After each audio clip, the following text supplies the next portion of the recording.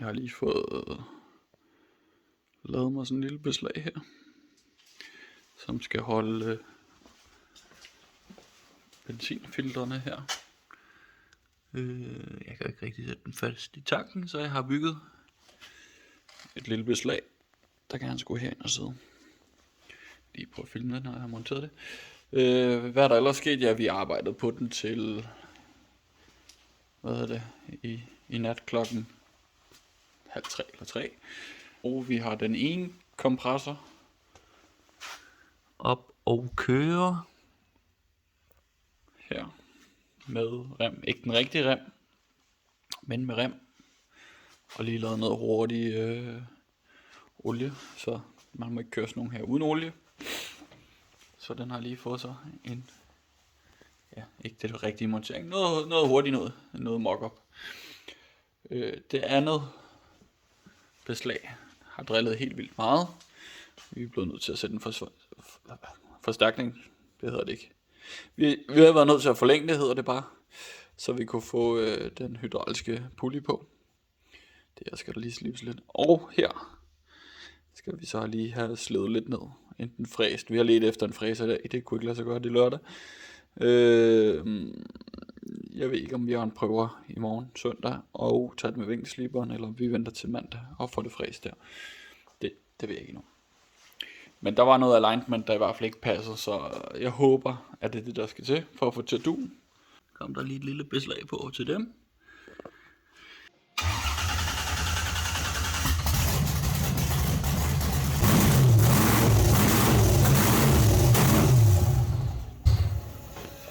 Den larmer stadig. Det lyder godt. Ja! Smid over, dreng. Fedt.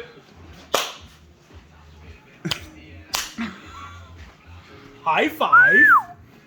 Blev det onsdag den 19. april. Jeg har ikke filmet sindssygt meget de sidste par dage. Jeg har været ude meget, men simpelthen ikke fået det filmet. Hvad er der sket? Jeg ved ikke, hvornår sidste update har været. Det er også lige meget. Jeg prøver bare lige at sige, hvad der er sket. Remmene tror jeg, vi har snakket om. De er kommet på. Der er lavet ikke særlig pænt, men der sidder 2 oliekøler hernede. De duer. Der er sat beholder op til begge kompressor. Der er sat nogle filtre på. De sidder herinde under og her indunder. Jeg står lige i gang med at lave nogle studse her, som lige skal have lidt teflon. Og så skal de i. Og så er drømmen simpelthen i dag, hvis det kan lade sig gøre, der er skrueaften i dag. Jørgen kommer, Brian kommer også. Brian er i gang med ledningsnet, har været de sidste par dage. At vi får lavet trykrør og får monteret sådan et par stykker der. Nå, planen, drømmen er faktisk, at vi skal se, om vi kan få en brolefelt i morgen med remme på, og se om vi kan få lavet ikke noget max effekt, for det kan rulefeltet ikke måle, slet ikke med de der taberhjul. Men han kan komme i gang med at semi-mappe et eller andet. Fordi at klokken slår, tiden går. Og det er ligesom, der står ret meget nu på tavlen. Så jeg håber, der sker en masse ting i dag. Jeg håber, vi kommer rullefelt i morgen. Jeg håber, det hele arter sig. Jeg har lovet at holde fri weekend i forhold til at lave bil. Jeg laver næsten ikke andet end at arbejde, og så være herude i garagen. Jeg stoppede klokken 1 i nat. Jeg stoppede klokken 1:30 i forgårs. Jeg stoppede ved 12-tiden dagen før, og sådan blev det ved. Og jeg render stadig og går på arbejde. Så jeg får ikke sovet nok. Men det er nok det, der skal til, hvis det er, at det her tilnærmelsesvis skal lykkes, ikke? Det er jo fandme, det er allerede på lørdag om en uge, den skal ud og køre. Herinde er Brian i gang. Det er derfor, det ruder. Jeg ruder ikke. Passer ikke, jeg ruder også. Og han har været i gang de sidste par dage. Også mens jeg ikke har været her. Computeren ligger kastet her, ud over det hele. Jeg synes ikke, han sagde, at der var så lang tid til igen, til der kunne komme de sidste stik. Nogle af det skal på bilen, men ellers så er meget af det ved at blive lavet. Det ser meget pænt ud, det her. Meget lækkert ud. Herovre ligger alt det der til trykrør. Bum bum bum. Som det er 2 3-tommer rør. Ja, der er noget mere, hvis han skal bruge det. Og så skal det ende i en 4 tommer. Og det er helt i alu. Hele det der vandindtøkkuler setup er jo slet ikke begyndt endnu. Det bliver nok først i næste uge, og så tror jeg, vi laver et eller andet midlertidigt setup i morgen, hvis det er på rullefelt, og så noget med, det ved jeg sgu ikke, en spand og noget vand og en pumpe og et eller andet, og så må vi skifte lidt, eller jeg ved ikke. Det kan også være, at vi lige kørte ud vand i første omgang. Nå at få sat oliefilteret op et sted lige nu, ligger det her på gulvet. I gamle dage, der sad det herinde, der, men der kører remme og alt muligt. Og der er ikke rigtig plads til det der filter. Så jeg havde lidt snakket om her, men jeg synes det er meget tæt på udstødningen. Så jeg tror jeg prøver at lave noget beslag, og så trække det herover, hvis det kan lade sig gøre. Og så tror jeg også, at det må være det. Ja, vandrørene og vandslanger og alt det der, vil jeg ønske, at vi fik gjort noget ved i Holeby. Det tror jeg ikke, vi når. Men det er absolut på tegnbrættet så snart, at vi har tid til det, og alt det virkelig akutte overstået, fordi at det var kun tiltænkt, at jeg kun lige skulle svejse det for, at vi kunne køre motoren til. Men altså, ja, det har drillet så meget, det der kompressor, beslag, opsætning, remme noget, som vi ikke engang ved med 100% om det sidder som det skal. Der er kun en måde at teste på, og det er at give bilen noget belastning, og det kan vi altså ikke gøre her på bukkene. Så den skal ud enten på vejen, det kan vi ikke, det giver lidt sig selv, eller på noget rullefelt, eller ned i Holeby og køre. Og jeg tror, vi starter med noget rullefelt. Jeg ved ikke, om vi når. Jeg gad godt ned til Holeby, inden at der var race i Holeby, men det skal så være næste uge, det ved jeg ikke, om vi når. Ja.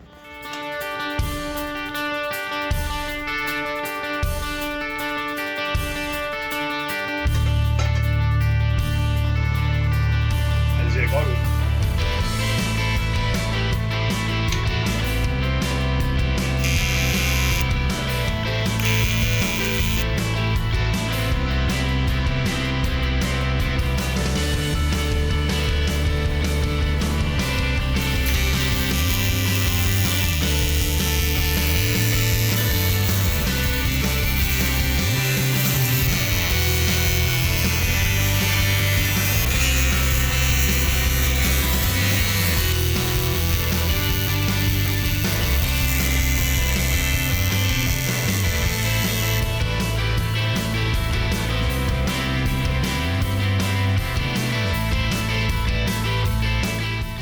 Blev det onsdag aften.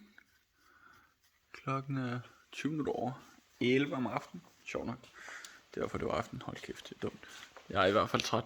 Nå.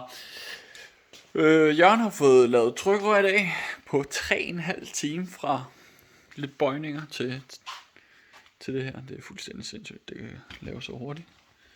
Blow-off på silikonen skal lige gøres lidt kortere. Og ellers så passer det sgu meget godt. Det ligner også nogle løbende ben. Det er meget grineren. Hvad ellers? Jo, jeg ved ikke om det kan være der. Lige nu sidder oliefilteret her. Først monteret. Planen er stadig at prøve at putte den på rullefelt i morgen.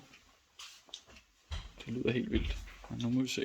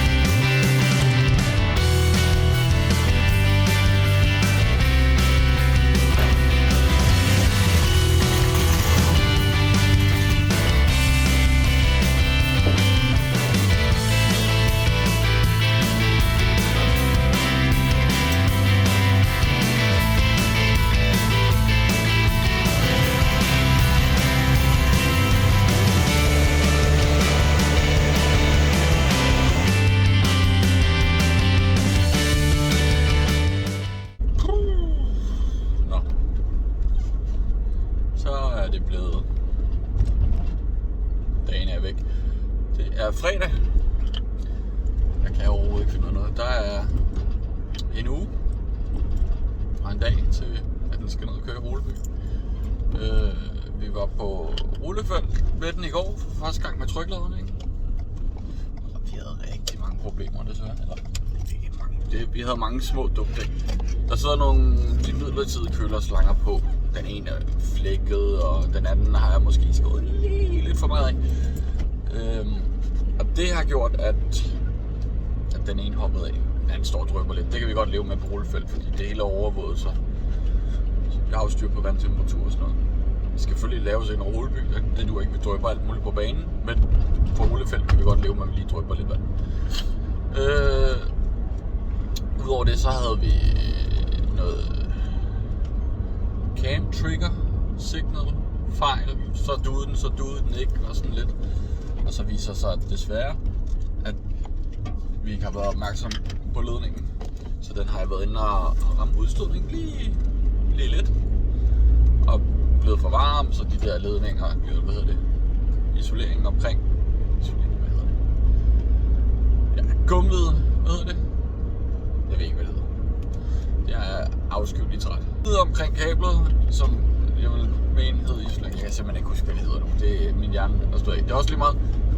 De var i hvert fald smeltet, således at ledningen er kortsluttet. Så fik vi lavet det, så var alle glade, så troede jeg, nu skulle der ske noget. Nej, så havde den andre strømproblemer. Lige pludselig faldt strømmen til 7 volt, og alt lukker ned, sjovt nok. Jeg kunne simpelthen ikke finde ud af, hvorfor. Den kører uden generator, så vi kører på ren batteri, eller hvis der sidder noget lader eller et eller andet. Men den skulle gerne kunne køre på ren batteri. Nå. Vi tjekker alverdens stelkabler, vi tjekker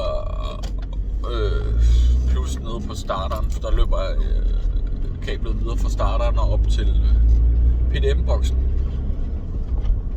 Og vi tjekkede om med batteriet, vi kunne ikke finde det, og klokken var ved at blive rigtig mange der. Klokken var, 1 eller et eller andet, tror jeg, i nat. Og så var det, at vi kom i tanke om, at det måske kunne være hovedafbryderen. Ind og kigge på den, og så den ene møtrik, der slået af. Så jeg håber, det er den, som når bilen vibrerer, at den så sidder og så rammer den, og så rammer den ikke, og så rammer den, og så rammer den ikke. Den var ved at falde af, den kan falde lige ned. Den sidder sådan her, så der kan vende heroppe. Og jeg håber, jeg har noget møtrikværk med i dag, så vi lige kan få fikset det. Og så se, hvad vi kan. Vi laver hjulspind lige så snart, at den får gas. Brian var oppe og køre med cirka 40% speeder i går. Og der lavede den cirka en halv bars ladetryk. Og når han bare trykker klampen i bunden for at forsøge at lave et powerpull, så laver den hjulspænd på rullerne, selvom vi har spændt 2 remme ned over bagtøjet, ned mod rullefeltet. Så nu lyser det rigtig godt. Så tror jeg lyser lidt bedre. Den laver hjulspænd på rullefeltet. Det vidste vi godt vel. Det handlede om på rullefeltet, det var at se at remmen duer, ikke falder af, hopper af, gør alt muligt mærkeligt. Planen har hele tiden været at køre ned til Holeby og teste den inden Holeby. Med Brian ved siden af måske, spændt fast og en computer. Og ellers logge en masse. Men jeg ved, altså hvis vi skal nå det, skal det være næste uge, men vi mangler rigtig mange ting endnu. Selvom den er på rullefelt og sådan noget, så har vi mange kabler, der ikke er lavet færdigt.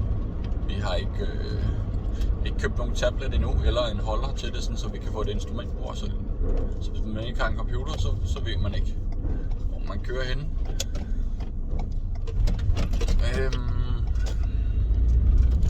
Fronten er slet ikke tilpasset.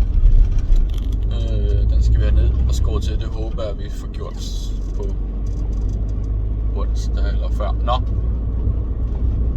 Ja, men sommer som arm er, at jeg var hjemme igen frygtelig sent. 1:30 var hjemme i nat, og i dag havde jeg slet ikke tid til det, men nu bruger jeg lige lidt tid på det. Så vi lige kan se, at det er strømfejlen, og alt er godt, og så laver Brian nok bare det, han lige kan. Og så kigger, at blandingen er nogenlunde fornuftig i de områder, vi kan kigge i. Vi ser, hvordan det går. Jeg laver en status i. Ja, det vil jeg heller ikke gøre. Gør det? Gør måske. Nu sidder jeg bare og plapper som en idiot. Nå.